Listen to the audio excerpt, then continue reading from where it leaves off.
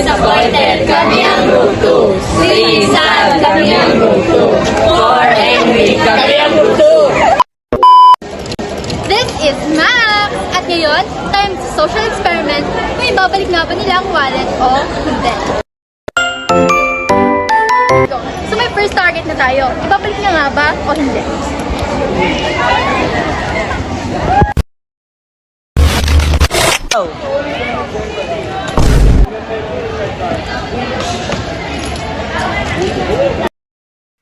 Uy, dapat mo yan ibalik.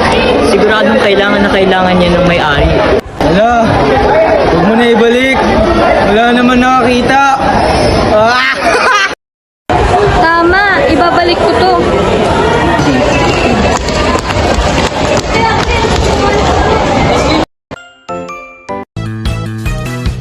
Oh, bakit mo nga ba binalik yung wallet? Kasi po, hindi po ito sa akin at alam ko kung kailangan niyo po ito.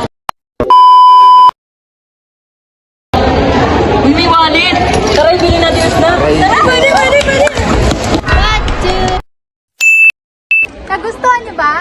Kung oo, Please like and subscribe Jenny B. Diaz on YouTube.